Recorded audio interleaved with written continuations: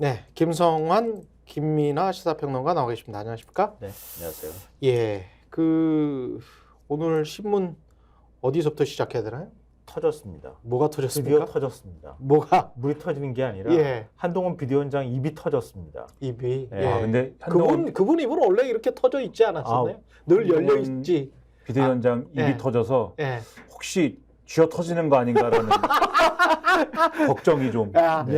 용산 쪽으로 터졌구나 입이. 네. 간만에. 그러니까 예. 이른바 런종석과 예. 회칼 협박 수석에 대해서 예. 드디어 입을 열었습니다. 예. 그러니까 그동안에 이제 용산 눈치 보기를 하느라 제대로 이제 뭔가 얘기를 하지 못했던 거잖아요. 근데 수도권에서 다 죽겠다 아우성 치기 시작하니까 결국은 안 돼서 어제 드디어 한동훈 비대위원장이 입을 열기 시작했습니다. 어떻게 보도했는지 예. 하나하나 저희가 분석을 좀 해드리도록 하겠습니다. 예. 먼저 동아일보 사면부터 보시죠. 이종섭발 네. 수도권 위기론에 한동훈 즉각 귀국해 조사받아야. 예. 예. 어제 퇴근길에 기자들과 만난 자리에서 이종섭 대사 관련 문제는 총선을 앞두고 정쟁을 해서 국민들께 피로감을 드릴 만한 문제가 아니라고 생각한다. 이렇게 얘기하면서 즉각 소환하고 즉각 귀국해야 한다. 즉각이라는 표현을 2번씩이나 썼네요. 이렇게 얘기했고요. 황상무 시민사회 수석의 발언이 부적절했다는 말씀은 이미 드린 바 있다. 그러면서 국민 눈높이에 맞지 않는 발언이고 본인이 스스로 거취를 결정해야 한다고 생각한다. 이렇게 얘기를 했다고 합니다. 이 얘기는 우리 이른바 런종섭 대사는 즉각 귀국하라. 그리고 황상무 시민사회 수석 발언 매우 부적절하니까 이른바 이제 그 회칼 발언을 했던 거잖아요. 그러니까 사퇴하라. 이 말을 간접적으로 했다고 볼 수 있겠죠. 그리고 국민의힘 내부에서 수도권 출마 후보를 중심으로 그 런종섭 도지사 등의 야권 프레임에서 벗어나기 위해서 이 대사가 즉각 귀국해야 한다는 목소리가 계속 분출하고 있는 상황에서 바로 이런 발언이 나왔다 이렇게 신문은 전하고 있습니다. 민심이 좀 심상치 않다 이걸 느꼈나 보죠. 네네. 그런데 이제 한동훈 비대위원장 발언에서 좀 주목해야 될 포인트로 제가 생각이 되는 거는 네. 예. 공수처는 즉각 소환을 통보해야 되고 이종섭 대사는 즉각 귀국해야 된다. 공수처를 집어넣지. 무슨 의미인지 모르겠어요. 공수처가 아니요. 소환을 소환을 해야. 그렇죠. 소환을 해야 되고 음. 즉각 귀국을 해야 된다는데. 그렇죠. 그리고 또 하나. 예. 그리고 이제 이 사람부터 황상무 무조건- 예. 수석에 대해서는 예. 본인이 스스로 거취를 결정해야 된다. 나름대로는 예. 굉장히 고심한 표현인 것 같아요. 근데 그게 어떤 것이냐는 신문 지면의 표현들을 쭉 보시면은 좀 아시게 되지 않을까 그래요? 싶습니다. 네. 그리고 뭐 지금 동아일보 사면만 저희가 간단하게 얘기를 했지만 예. 한국일보에서도 한국일보. 같은 보도를 했어요. 한국일보 3면도 비슷하네요. 수도권 위기론에 다급한 한동훈. 예. 그러니까 이게 자의로 먼저 나서가지고 이 문제를 해결하라 뭐 이렇게 얘기했다기보다는 수도권이 정말 위기 상황으로 가고 있다. 예. 그러니까 굉장히 다급해져가지고 윤석열 대통령의 결단을 촉구했다. 뭐 이런 식의 기조로 지금 보도를 하고 있는 겁니다. 그러네요. 한 위원장은 어제 회의 비공개, 그러니까 선대위 첫 회의에서 비공개 사전회의를 열었다고 하거든요. 그러니까 윤재욱, 안철수, 나경원, 원희룡 공동 선대위원장이 같이 이 회의에 참석을 했다는데 이대선 논란과 관련해서 의견을 들었다고 합니다. 그러니까 선대위 관계자는 전화통화에서 각자 방식이나 정도의 차이는 있었지만 국민들의 걱정과 민심 악화 측면을 두루 고려해 이 문제를 빨리 정리해야 한다는 공감대가 있었다 이렇게 얘기를 했다 그래요. 그러니까 아우성을 쳤겠죠. 그 자리에 지금 참석자 이름을 제가 불러드렸잖아요. 그러니까 이대로는 안 되겠다. 뭔가 얘기할 때가 된 것 같다. 그러니까 한 위원장이 총대 매주십시오 이렇게 얘기를 했겠죠. 그래서 한 위원장이 직접 대통령실에 이 대사 논란 해결을 건의할 가능성도 이 자리에서 내비쳤다 그래요. 그러니까 선대위 핵심 관계자의 말에 따르면 한 위원장이 인사권자는 대통령이니 용산 대통령실에 어떻게 이 문제 관련 이야기를 전달할지 고민이다라고 얘기를 전했다고 합니다. 그리고 난 다음에 이날 오후에 이 대사 문제를 대통령실에 따로 말할 걸 생각하느냐, 말할 생각이 있느냐 이렇게 묻는 기자의 질문에 제가 충분히 취지를 말씀드렸다 이러면서 부인하지 않았다고 그래요. 근데 다만 아직 잘못이 드러난 게 없는데 수사 종결 전에 먼저 퇴진시키는 건 바람직하지 않다는 것이 한 위원장의 생각이다. 여당 핵심 관계자가 이런 얘기를 전했다고 합니다. 즉각 귀국해서 즉각 조사해야 한다는 게 공수처 입장도 생각을 좀 해야 될 것 같은데 공수처장도 아직 지금 임명이 안 된 상황이잖아요. 그렇죠. 그렇죠. 예, 공석인 상태인 거죠. 예. 그리고 예. 지난번에 한 4시간 뭐 약식으로 조사는 받고 갔고 그리고 갔을 때 국민의힘이 그리고 대통령실에서 일관되게 주장했던 거는 공수처에서 부르면 언제든지 귀국할 수 있다. 그 다음이라도 귀국할 수 있다. 이게 이제 핵심이었기 때문에 공수처가 즉각 조사를 할 게 없다 그러면 어떻게 해야 되는 거지? 그러니까 이게 사실 한동훈 비대위원장 말에 대해서 이거 이상해 좀. 평론가 입장에서 평가를 예. 하면은 예. 지난번에 송영길 이제 전 대표가 그렇죠. 나를 왜 검찰은 수사를 안 합니까? 이러면서 검찰에 막 자진 출두하겠다 그러고 막 갔을 때 순서가 있다. 기다려라. 그렇죠. 그때 국민의힘에서 막 뭐라고 그랬냐면은 이거 뭐 검찰에서 부르지도 않았는데 자기가 막 가는 거 그렇지. 쇼다. 그러면서 검찰에서 부를 때까지 기다려라. 다 그 순서에 그렇지. 맞춰가지고 해야 되는데 지금 당신 수사해봐야 당신 입장 확인하는 거 외에 더 가능한 게 있냐 막 이랬거든요. 그렇죠. 밑에서부터 차근차근 올라오는 게 그게 수사기 때문에 그렇죠. 그 말이 또 합당했어요. 그때 들었을 때는. 예. 공수처의 지금 수사도 마찬가지예요. 마찬가지야. 1월 달에 본격적으로 수사를 시작한 거에 불구하고 예. 아직 이종섭 전 장관으로 올라가려면은 그 밑에 있는 예를 들면 법무관리관이라든가 이런 사람들부터 수사를 진행해야 되고 지금은 압수수색한 거 증거물 분석을 분석이 안 끝난 단계 아닙니까? 그렇죠. 그러니까 아직 이종섭 전 장관 순서도 아닌데 예. 출국을 해야 되니까 자기가 막 가서 4시간 조사받고 예. 그다음에 새로 개통한 전화 제출하고 예. 그러고 나가놓고서는 이번에는 8시간 8시간 조사 받고 그다음에 옛날 휴대폰을 잃어버렸다고 하면 되겠죠. 그렇게 한 다음에 예. 지금 여당 한동훈 비대위원장 검사 출신인데 예. 심지어는 이준석 대표가 무슨 조선제일검이라느니 대한민국 최고 검사인 것처럼 얘기를 했는데 그 사정을 뻔히 아는 분이 공수처는 즉각 소환해야 된다라는 전제를 가지고 그러면 이종섭 장관이 들어와야 된다라고 얘기하는 게 뭐냐. 사실 이게 엄청난 고심이 있는 거예요. 나름대로가. 즉각 쇼를 해라 이런 말일 수도 있겠어요. 무슨 고심이냐면 즉각 쇼를 해라. 앞서 보신 한국일보 기사에 이렇게 써 있습니다. 한국일보 지면을 봤으니까 제가 말씀드리는 건데 이렇게 써 있습니다. 당 내부에서는 김건희 여사 명품백 논란 이후 당정 관계에 부담을 느낀 한 위원장이지만 총선 위기감이 더 크게 작용했다는 얘기가 나왔다.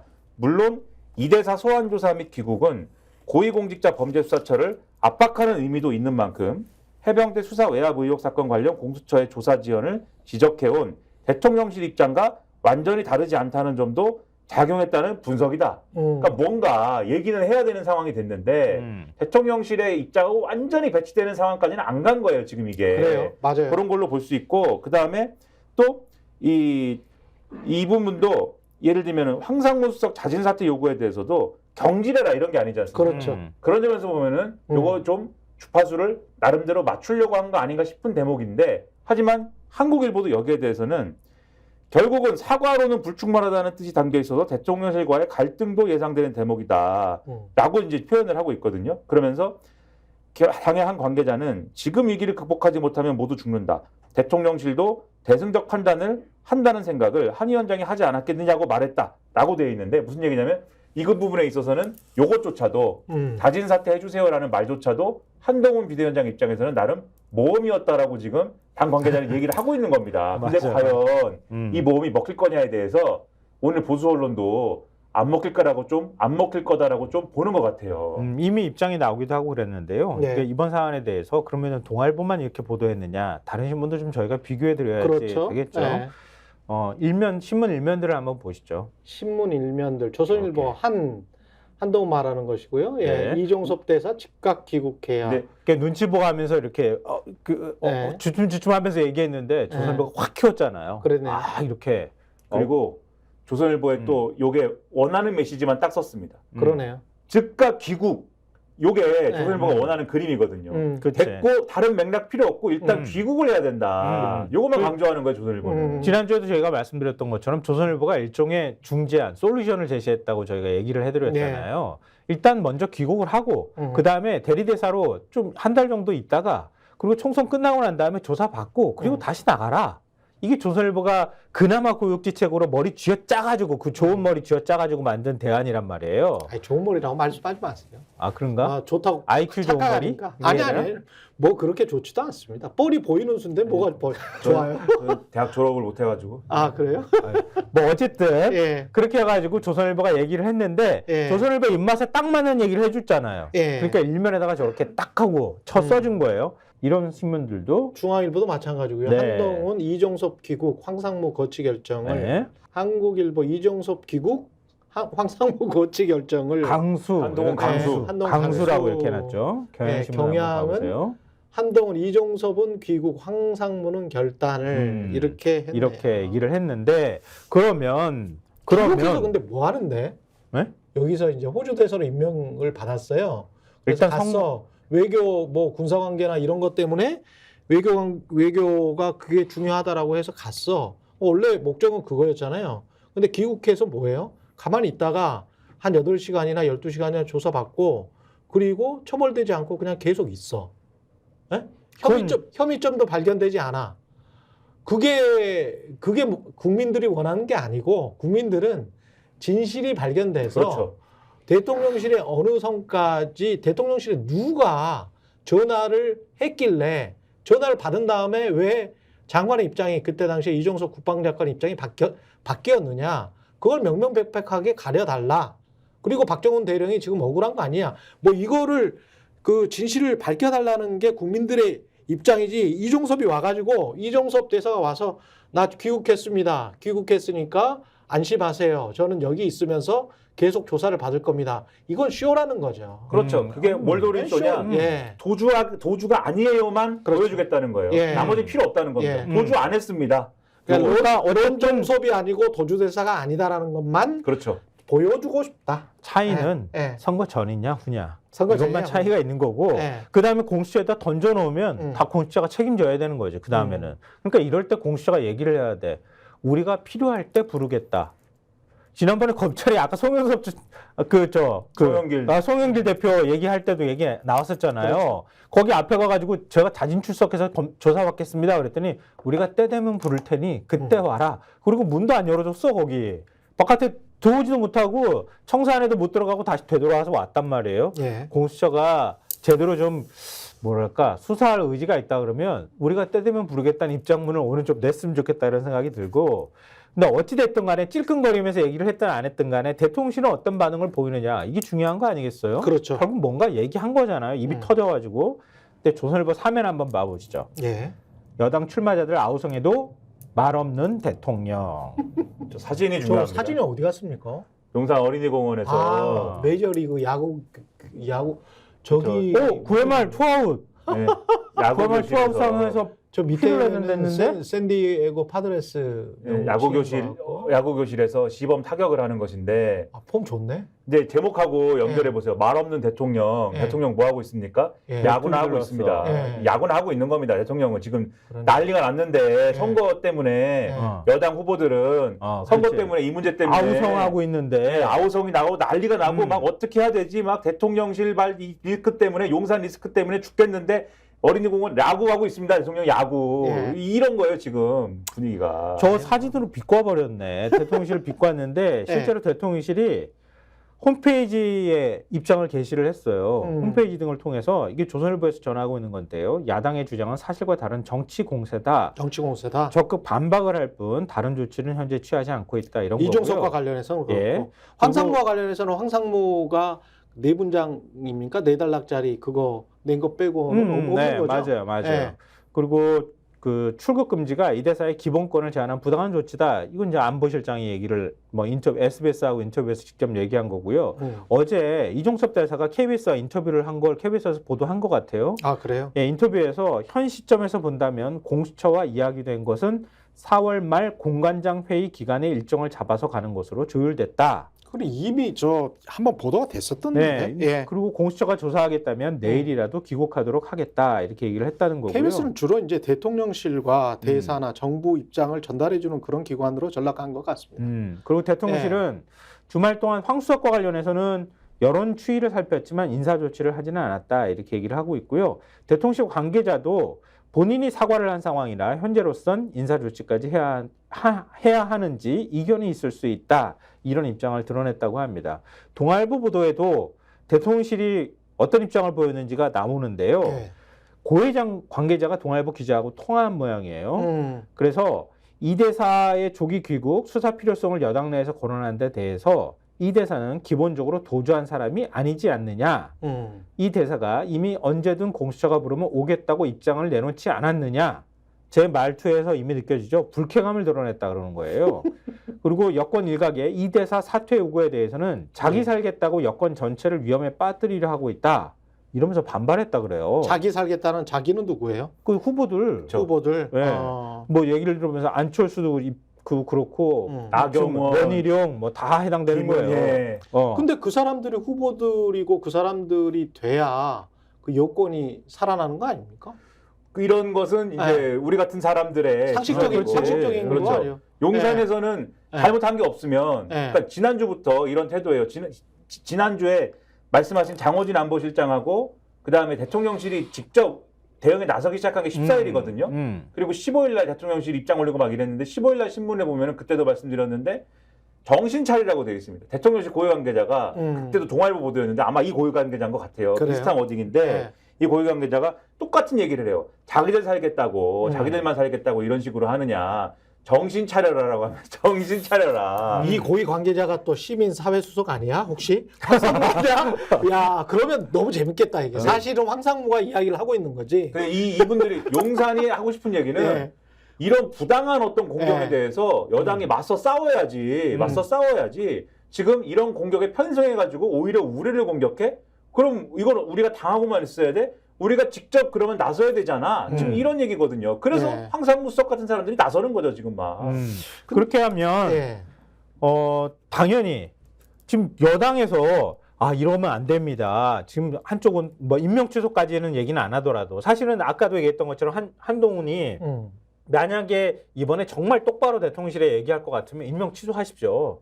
이렇게 얘기해서 맞잖아요. 예. 근데 거기까지는 안 간 거잖아요. 그리고 대통령실이 이런 입장을 취하잖아. 그럼 어떻게 되겠어요? 대통령실이 오히려 지금 그 불에다가 기름을 붓는 격이 될 거 아니에요? 그걸 지적한 신문이 있었어요. 예. 경향신문 3면 한번 보시죠. 예. 정권 심판론에 그 위에도 제목이 한 줄이 더 기름 있어요. 붓는 대통령실 이 둘을 어찌할꼬. 이 둘을 어찌할꼬. 이 둘이 앞뒤로 저 뒤에는 이종섭이 있고 그렇지. 요 앞에는 지금 황상무가 있네요. 조그만한 황상무. 그리고 눈 감고 있는 예. 윤석열 대통령. 그런 눈 감고 있는 이 둘을 흑백과 어찌할꼬. 컬러가 이렇게 딱 대비가 되도록 예. 그렇게 해서 눈에 톡 띄잖아요. 예. 근데 황상무 수석은 너무 작게 했다. 예. 그 정도 존재감이다라고 생각을 하나 보죠. 조그만한 건가 봅니다. 예, 조그만. 그래서 저는 근데 저거를 어떻게 해도 해석이 가능하냐면 이 둘을 어찌할 거가 황상무가 잘 안 보이기 때문에 이종석과 윤석열을 같이 두고 독자들이 그렇게 볼 수도 있을 것 같아요. 아이고 이 둘을 어찌할 거에 대통령이 포함되는 거 아닌가? 둘이 누군지를 헷갈리게. 예. 그렇게 해석할 수도 있을 것 같습니다. 저는 언뜻 보니까 예. 그리고 대통령이 뭐라고 대통령이 선출직 공무원이에요. 행정부의 최고 수반이고 선출직 공무원인데 이 모든 사단을 일으킨 사람은 대통령이잖아요. 대통령이 임명했잖아요. 둘 다 대통령이 임명했잖아요. 근데 황상무에 대해서 대하는 태도도 한동훈도 그렇고 그 신문들도 그렇고 본인이 거취를 결정해야라고 이야기를 하면 본인이 거취를 결정해야 된다는 듯이 이야기를 하는데 임명한 사람 누구야? 임명한 사람 대통령이잖아요. 그러면 과거에 문재인 정부, 노무현 정부 누가 이거 임명했어? 임명한 사람이 책임져. 경질해. 어떤 생각으로 임명한 거야? 대통령도 똑같은 생각이야? 이 사람이랑? 그런데 네. 왜 그럴까요? 이렇게 질문을 해야 되는 거 아닙니까? 왜 경질하라고 네. 한동훈 비대위원장은 얘기를 못하냐? 왜 그럴까요? 안 받아들이기 때문이죠. 그렇죠. 경향신문에 보면은 일단 이렇게 써 있습니다. 경향신문을 말씀드리면 대통령실은 대책을 내놓지 않고 있다. 자진 사퇴 요구라든지 이 대사 지국에 대해서라고 얘기를 하는데 대통령실 관계자는 이날 통화에서 황 수석 사과 배경 및 경질 가능성을 묻는 질문에 어떤 말도 불필요한 추측을 낳을 수 있는 상황이라고 답했다. 대통령실은 황 수석에 대한 경질은 현재 검토하지 않는 것으로 전해졌다. 이렇게 돼 있고 좀 더 자세한 얘기가 사실은 동아일보의 아까 그 지면이 동아일보의 그 사면 지면 있지 않습니까? 네. 사면을 한번 보여주세요. 맨 처음에 보여드렸던 동아일보 사면.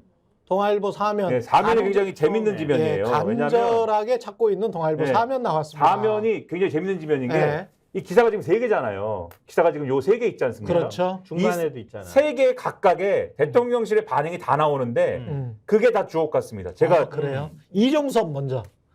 저 이종섭은 아까 좀 아까 말씀드렸고 설명드렸고. 네, 고위 관계자의 그 중간에 있는 다시 한번 띄워주세요. 황상무. 예, 다시 한번 황상무 띄워주세요. 기사에 들어가 황상무 있는 황상무 기자의- 사퇴 목소리 커져. 네, 네. 거기 나오는 대통령실 관계자 말씀드릴게요. 예. 대통령실 관계자는 17일 동아일보와의 통화에서 황수석이 식사 자리에서 과거 일을 언급을 하고 농담을 한 것임을 충분히 설명했다고 했다.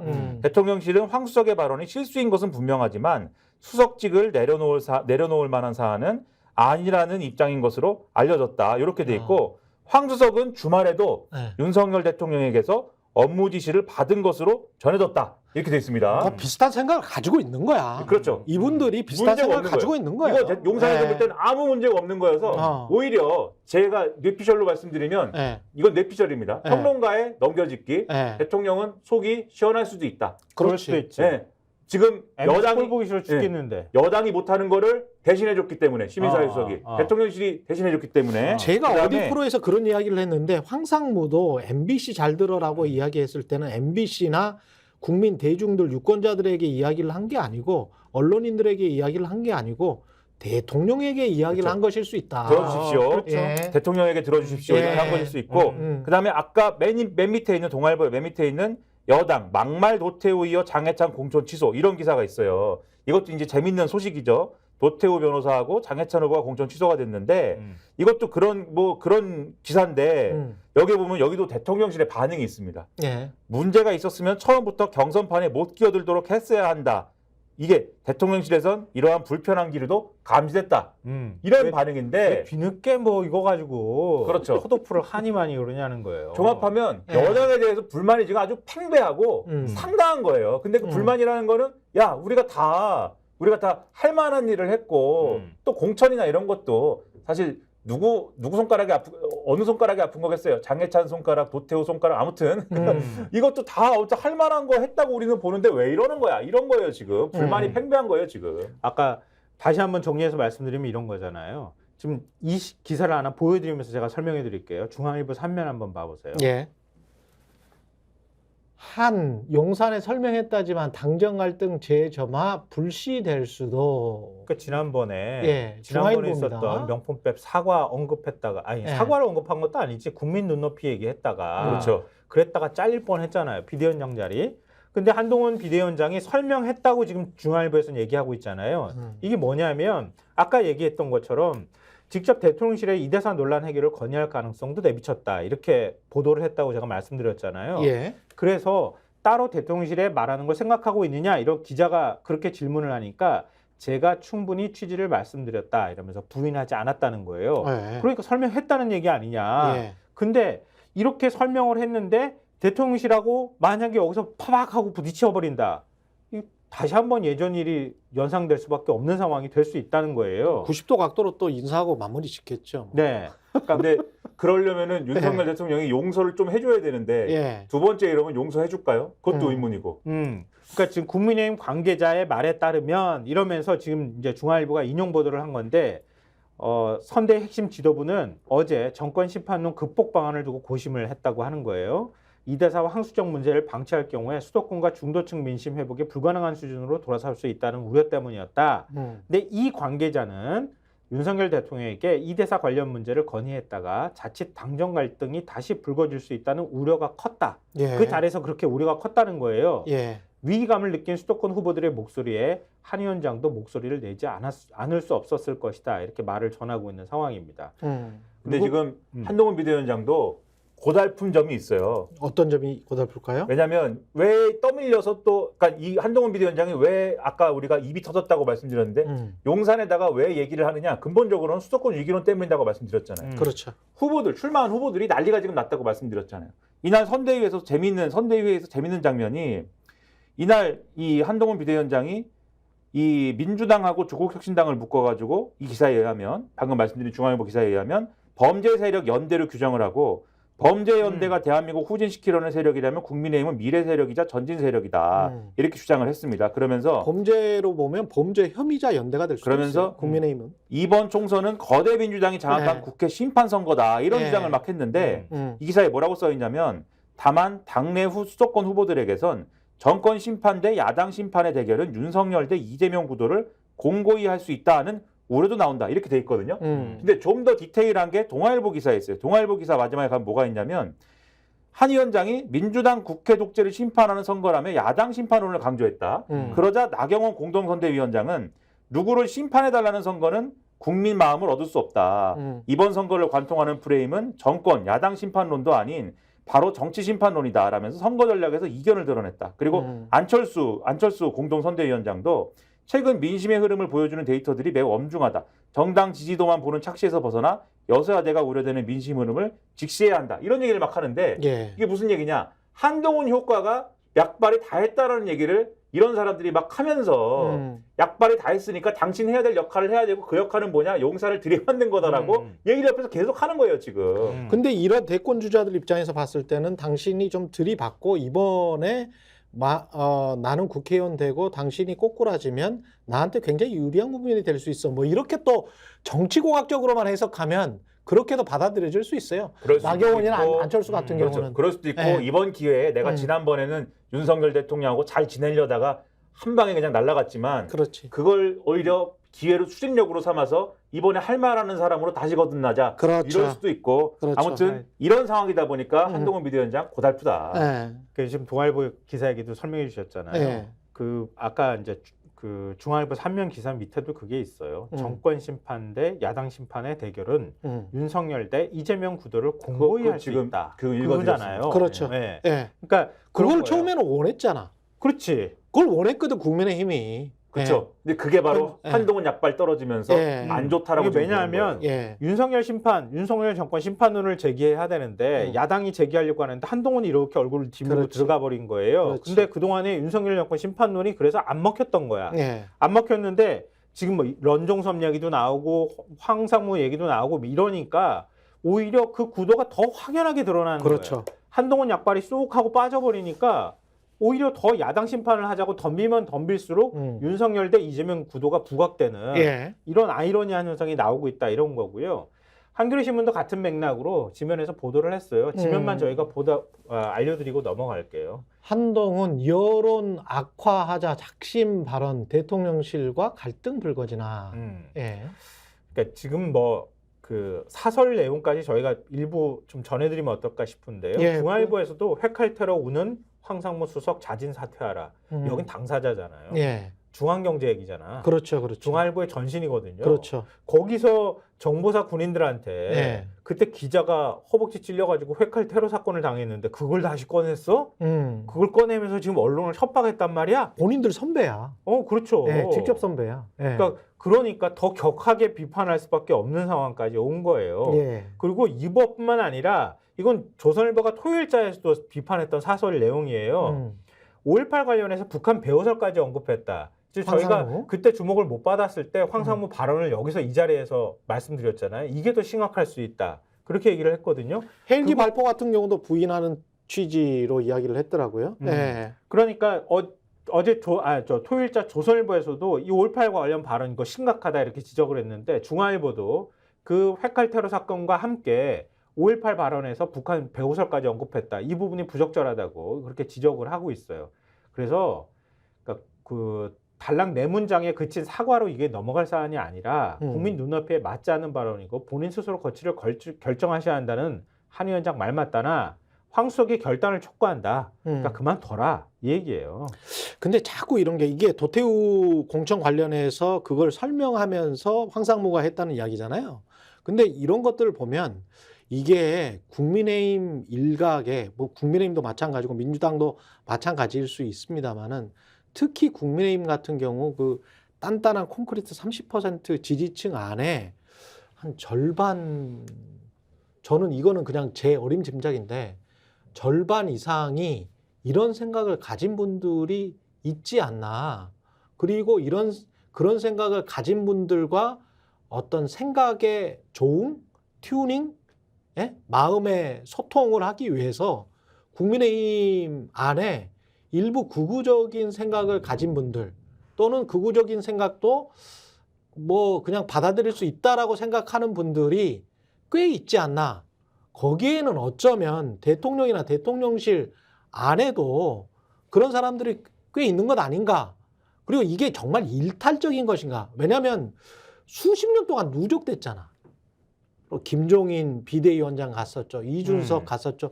그 사람들이 김종인이나 이준석은 이런 것과 관련해 가지고 그 뭐 어떤 실수든 뭐든 간에 어떤 일탈적인 모습이 그 다음에는 안 나왔거든. 그러면 그거는 이 사람들은 그런 생각을 전혀 가지고 있지 않는가 보다.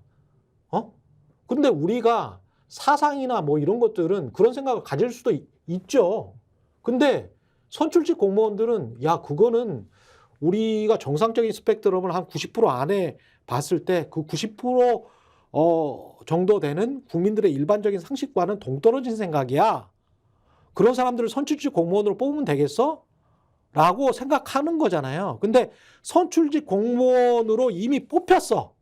상당히 많이 그런 사람들이. 그리고 그런 사람들이 대통령실에도 있을 수 있고 나는 대통령도 무슨 생각을 가지고 있는지 나는 지금 궁금해요.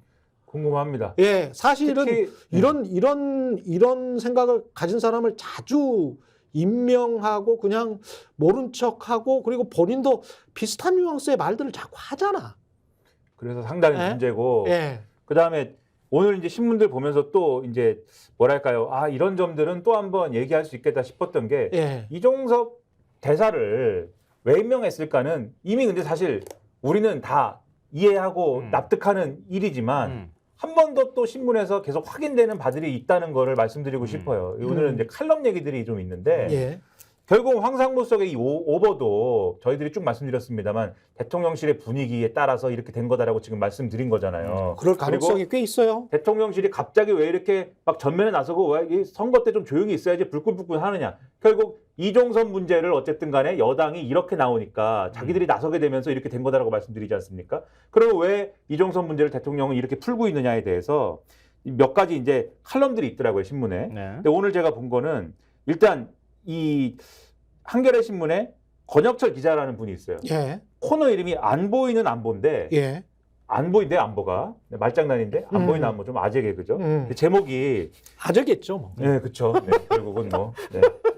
근데 제목이 신중 합리적 평판 듣던 이종섭 도주대사로 날려버린 35년 명예라는 제목입니다. 예. 이 내용이 무슨 내용이냐면 이종섭 대사가 원래 지금까지의 논란만 보면은 독선적이고 좌충우돌하는 트러블 메이커 같다는 인상을 줄 건데 왜냐하면 그동안 뭐 홍범도 흉상 철거 논란이라든지 지금 최상병 사건이라든지 이런 걸 보면 그럴 것 같은데라는 느낌이 있잖아요. 예. 근데 실제로는 군 내부의 평가를 들어보면 신중하고 합리적인 사람이라는 평이 많다는 거예요. 그리고 애초에 이 윤석열 대통령이 북한은 주적, 북한 선제 타격 이런 말을 하는 와중에 그러면 국방장관은 대북 강경파가 되겠구나라고 예상들을 했는데 처음에 이종섭 대사가 국방장관 됐을 때 문재인 정권 인사들도 그래도 앞뒤가 꽉 막힌 맞아요. 사람이 아니라 다행이다라고 했다는 겁니다. 맞아요. 예. 이 사람이 야전형 군인이 아니라 정책통 군인이기 때문에 맞아요. 그런 예. 평가들이 있었고 실제로 말을 해봐도 남의 말을 경청하고 신중하게 판단하는 스타일이다.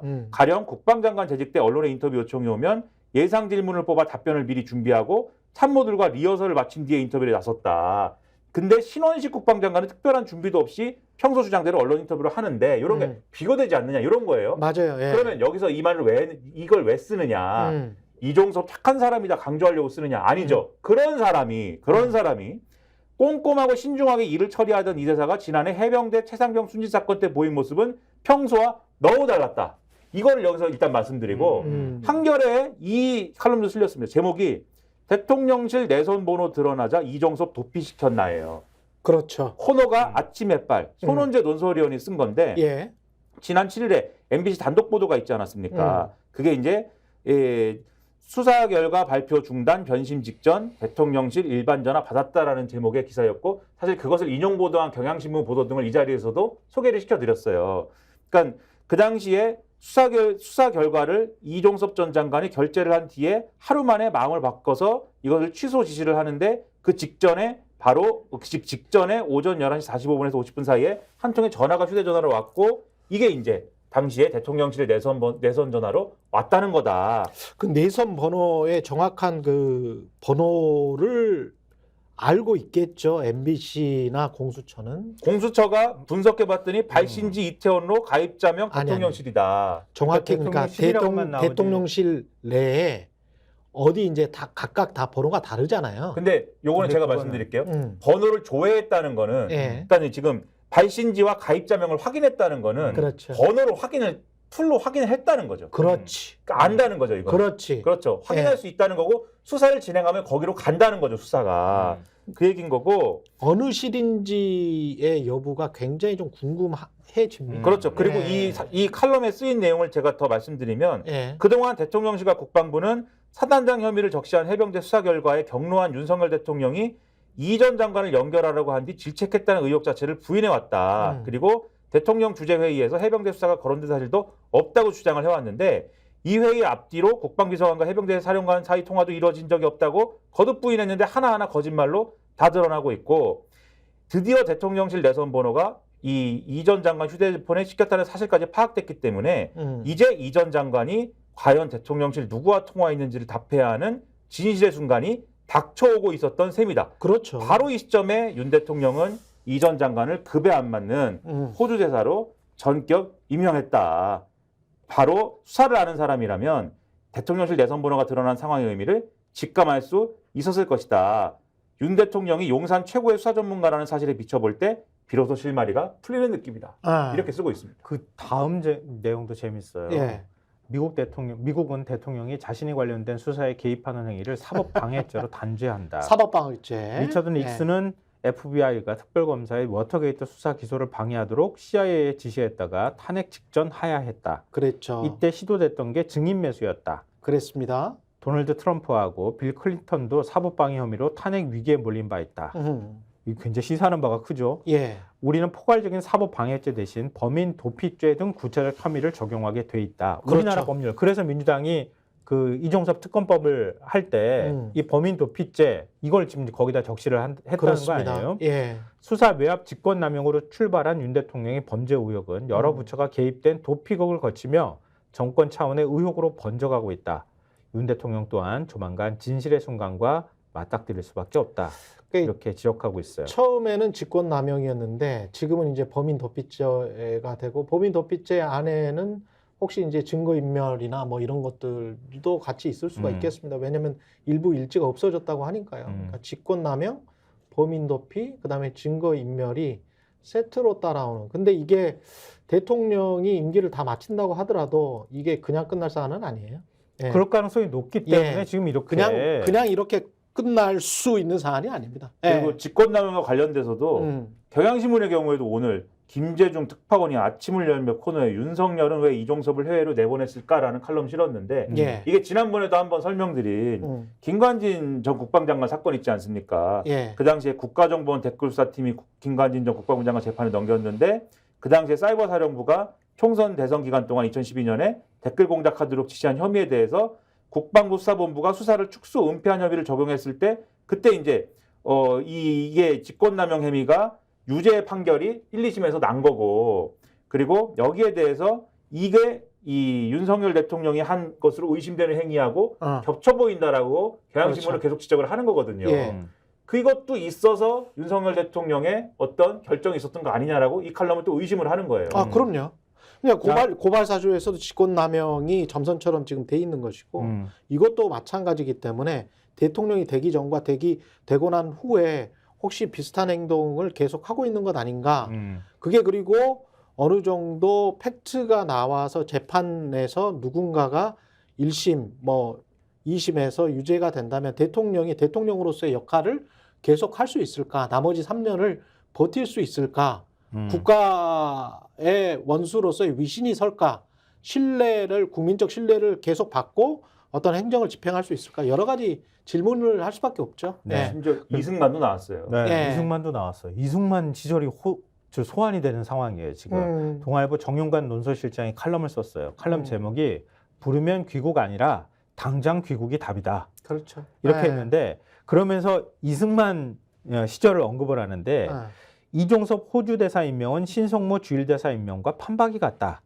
얼마 전 한 원로 법조인의 문자를 받고 이승만 대통령이 그리 총애했다는 신성모 전 국방장관의 주일 대사 임명 과정을 찾아봤답니다.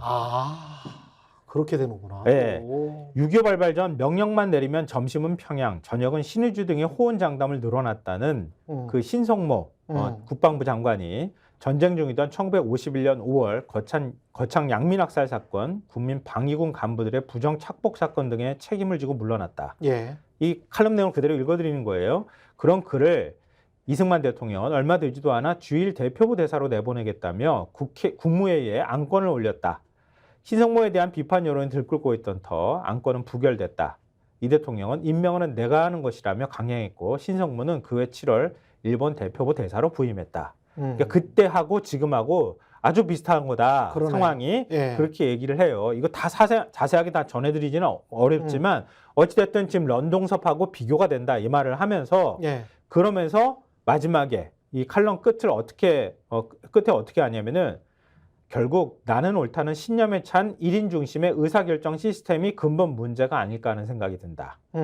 73년 전엔 강요들의 반대의 결기라도 보였는데 지금은 참모들이나 장관들이 그저 정해진 결정의 집행자나 들러리 역할밖에 못하는 건 아닌지 그 점에서 공수처가 제대로 수사도 하지 않고 있다. 수사 정보를 유출하고 있다. 호주와의 국방 협력 적임자다라는 등의 반박과 해명은 왜 자신들에겐 그리 관대한 잣대를 적용하느냐의 본질적 의문에 대한 답변으로 미흡하다. 이렇게 얘기를 하면서요. 지금은 논쟁의 시기가 아니다. 그러니까 불길을 빨리 잡기 위해서 예. 하여튼 귀국해서 적극적으로 수사를 받는 모습을 국민에게 보이는 게 불필요한 의혹을 불식시키는 길이다. 선거 유불리 문제를 넘어 공적 권위의 문제이기에 더욱 그렇다. 이렇게 칼럼은 마무리하고 있어요. 근데 이 네. 마지막에 공적 권위의 문제다라는 게 중요한 것 같습니다. 그게 그렇죠. 예. 그게 제가 했던 말을 아주 짧게 예, 함축적으로 의미하고 있는 것 같습니다. 그리고 민주당 이야기를 좀 해야 될 것 같은데 민주당은 스픽스에서도 가끔 나오는 양문석, 양문석으로 시끄럽습니다. 예. 먼저 지면을 보여드리면서 예. 얘기를 해보죠. 동아일보 보여드릴게요. 노비하 동아일보입니다. 노비하 양문석 놓고 이재명 욕은 국민 권리 친문은 분노가 치민다. 그렇게 하고 있다. 예. 동아일보는 일면에서도 관련 소식을 다루고 있어요. 일면도 보여드릴게요. 그렇군요. 동아일보 일면에도 관련 소식을 다루고 일면 기사 일면 오른쪽 하단에 이 기사를 넣었어요. 민주당 노무현 비하 발언 놓고 네 분이 일어났다. 친노 친문 노 정체성 부정했다라고 하면서 반발을 했다. 네. 그러니까 지금 그 양문석 후보 전해철 삼선 의원 꺾고 결국 경선에서 당내 공식 후보가 된 거 아니에요. 예. 그리고 난 다음에 지금 과거 2008년에 쓴 칼럼 내용이 주로 이제 문제가 되고 있어요. 당시 한미 FTA 관련해서 찬반 논란을 전하면서 이명박 정권은 이제 정권 바뀌었을 때였으니까 예. 미국산 쇠고기 수입 문제 가지고 문제. 이제 시끄러웠는데 결국 예. 그 근본이 한미 FTA 때문 아니냐? 그걸 받았기 때문이다. 그래서 이명박과 노무현은 같은 불량품이다, 뭐 유사 불량품이다, 뭐 이런 식의 그 칼럼 내용을 그렇게 썼다는 거예요. 여기에 대해서 이른바 이제 친노계라고 불리는 인사들이 굉장히 반발하고 있다. 이런 내용이고 정세균 노무현 재단 이사장도 사실상 양문석 후보 공천 철회하라는 입장을 밝혔고요. 그리고 김부겸 전 총리 지금 공동 선대위원장도 양문석 후보 만났다는 거잖아요. 예, 그렇죠. 그러니까 사실상 자진 사퇴를 요구하는 듯한 발언을 하기도 했어요. 그걸 두고 이제 친문계하고 지금 이제 친명계하고 같이 맞붙고 싸움을 하고 있다, 갈등을 벌이고 있다, 이런 게 이제 관련 그러니까 요지라고 볼 수 있는 거예요. 이거 어떻게 봐야 되나요? 여기에 대해서 저는 이재명 대표가 무리한 말도 많이 하고 무리한 논리도 지금까지 많이 주장했다고 생각해온 사람인데 비판도 많이 했죠. 그렇죠. 네. 이재명 대표 비판도 많이 했는데 이 문제와 관련해서는 저는 이재명 대표 입장하고 뭐 같은 얘기를 하고 싶어요. 그러니까 이게 어쨌든 정책적 이견에 대해서 주장을 하다가 굉장히 이제 수위가 높은 그러한 어떤 표현들이 등장한 내용 아니겠습니까? 그러니까 불량품이라는 말을 어떻게 받아들일 것이냐? 그렇죠. 네. 그게 예를 들면 노무현 전 대통령을 지지하고 정말 사랑하는 분들 입장에서는 그게 모욕적일 수 있어요. 그렇죠. 그리고 거기에 네. 대해서 저는 양문석 후보가 어쨌든 민주당의 후보로 나왔기 때문에 거기서 사과를 한다든지 또 사과는 했어요. 사과도 했어요. 그렇죠. 사과는 했어요. 그렇죠. 네. 그 사과를 한다든지 거기에 대당하는 이 지지자들의 마음을 보듬어주기 위한 그러한 것들을 해야 된다. 계속 해나가야 된다라고 생각을 하지만 거기까지. 공당이 공천을 취소할 것이냐의 문제라는 네. 것은 이재명 대표가 얘기했듯이 예를 들면은 소수자라든가 일반 국민들이라든가 이런 어떤 분들을 비하했다든지 일반 국민들이 봐도 이건 우리한테 굉장히 신뢰가 되는 말이다라는 걸 했다든지 이런 사례 또는 뭐 법을 위반했다든지 법 위반을 정당화했다든지 뭐 이런 거 있지 않습니까? 예. 그런 거라고 하면 이게 얘기가 다른데 이거는 결국 당내의 갈등 상황에 어떤 불을 붙이는 그런 요소이기는 해도 지금 말씀드린 어떤 그런 요소는 아니거든요. 그렇기 때문에 저는 양문석 후보가 굉장히 이제 방송에 나와가지고 말이 굉장히 세거든요. 그렇죠. 그래서 이런 많은 말을 세게 한 것 중에 혹시 그런 요소가 있어서 그것 때문에 공천 취소하자는 주장을 누군가 한다면 그거는 좀 진지하게 또 다뤄볼 만한 얘기지만 지금 이 문제를 그렇게 다루자고 하면은 요거는 그런 사안은 아닌 것 같다. 저는 일단 그렇게 생각을 하고 있습니다. 그러니까 이재명 대표 얘기를 꺼냈으니까 이재명 대표가 하남 신장시장에서 열린 기자회견에서 이렇게 얘기를 했어요. 노무현 대통령께서는 대통령 욕하는 게 국민의 권리 아니냐고 했다. 노무현 대통령은 자신을 비난했다고 자신을 비난한 정치인들을 비판하거나 비토하지는 않았을 것이다. 맞아요. 이렇게 얘기를 했어요. 네. 이게 언제적 얘기를 꺼낸 거냐면 2007년 12월 민주평통 자문회의에 노무현 대통령이 참석을 했어요. 그 자리에서 대통령을 욕하는 것은 민주사회에서 주권을 가진 시민의 당연한 권리다. 대통령을 욕함으로써 주권자가 스트레스를 해소할 수 있다면 저는 기쁜 마음으로 들을 수 있다. 이렇게 발언한 걸 아마 인용을 하면서 얘기를 한 것 같아요. 보니까. 그러니까 양문석 후보가 발언한 거 발언 수위는 세고 서운한 마음을 가질 수 있겠지만 대통령에 대해서 그러니까 그때는 이제 물론 전직 대통령 신분이었지만 그때 했던 정책 그거는 잘못된 결정이야. 그래서 라고 현직 대통령을 주장할 수 비판하면서 예. 뭐 유사불량품이든 불량품이다. 그때는 그랬다. 이렇게 비판했던 걸 지금 끄집어내가지고 당신은 또 정권 교체됐기 때문에 서운한 거나 뭐 이런 마음들이 굉장히 많았었던 때잖아요. 예. 근데 그걸 꺼내서 이걸 공천 부적격이다. 이렇게 판단하자고 흥분하는 게 이게 맞는 거냐? 전 그런 생각이 들어요. 저는 오히려 저도. 비슷한 의견. 이런 사안으로 공천 취소라든가 이런 결정을 하면 오히려 민주당의 어떤 성역이냐 이런 비판도 가능할 것 같고 그렇죠. 성역이 있는 거냐 이런 비판도 될 것 같고 예. 굉장히 어쨌든 좀 그러니까 이게 똑같은 거죠. 노무현, 문재인, 김대중 또는 이재명을 비판을 하면 그러면 무조건 안 되는 거야. 안 되는 거냐 이렇게 지금 이야기를 풀어나가야 돼. 비판을 했다는 이유로 공천을 그렇지. 취소하는 거냐. 그러니까 그렇게 풀어나가야 돼. 그리고 이재명 지금 잘 들으십시오. 이거는 양문석과 관련해서는 그렇게 정세균 총리나 김부겸 총리가 그런 식으로 반응하는 것은 저도 똑같은 의견인데 마찬가지로 이건 좀 무리하다. 노무현을 화석화시키는 것 같다. 네, 그건 좀 무리한 비판이다. 무리한 요구다. 이렇게 생각합니다. 근데 마찬가지로 이재명 당대표에 관해서 이재명 당대표가 뭔가 좀 잘못하고 있는 것 같다라는 말들이 뭐 여권이든 야권이든 내부에서 나와서 뭐 이렇게 이야기를 하면 지금과 같은 똑같은 마음으로 받아들이셔야 돼. 그렇죠. 마찬가지예요. 저는 그 말씀을 민주당이 말씀을 드리고 집권할 싶어요. 때도 똑같이 그걸 견뎌줘야 그러니까 돼. 어떤 그 포용성이라는 게 노무현 전 대통령이 이거 가지고 나를 불량품으로 말했으니 저 사람은 민주당 공천하면 안 될 것 같아라고 무덤에서 그렇게 말씀하실 것 같지는 않아요. 그러니까 그 정도로 작은 정치인이 절대 아니에요. 그렇죠. 굉장히 큰 정치인이었고 충분히 그리고 한미 FTA 지금 생각해 보면 잘한 거야. 사실 그때 당시에 시민사회의 비판이 그 섣불렀던 것도 굉장히 좀 많아요. 그래서 노무현 대통령이 오히려 판단을 본인의 지지층을 거의 배반한다라는 이야기까지 들으면서 한미 FTA를 체결을 했는데 결과적으로는 잘한 거예요. 역사적으로 보면 그렇습니다. 오늘 신문에 대해서 이제 얘기를 해야 되니까 조금만 더 저희가 얘기를 해서 어찌됐든 경향신문에서 여야 검색만 해도 나오는 막말 못 걸러 고장난 시스템 공천이다. 그럼 그렇죠. 일종의 이제 양비론으로 양쪽에 이제 도태우나 그다음에 뭐 양문석 문자나 뭐 계속 걸리는 거 이런 거에 대해서 저렇게 지적하는 기사를 썼고요. 가장 주목이 됐던 건 조선일보 기사였어요. 조선일보 3면 보여드리면서 오늘 시간이 많지 않으니까 마무리 좀 했으면 좋겠는데요. 5.18 표회는 즉각 공천 취소, 천안함, 탈북 막말 무풍지대. 이게 아, 조선일보 3면 머리 기사로 이걸 쫙 했어요. 국민의힘과 여론이 천안함이나 탈북 뭐 이쪽으로 그래서 좀 색깔론으로 돌아서기를 바라는 조선일보의 간절한 그러면은 소망이 담겨 있습니다. 친노, 친문 그리고 네. 친명계 그 갈등을 불러왔던 양문석 후보와 관련한 발언은 어디다 네. 넣었을까요?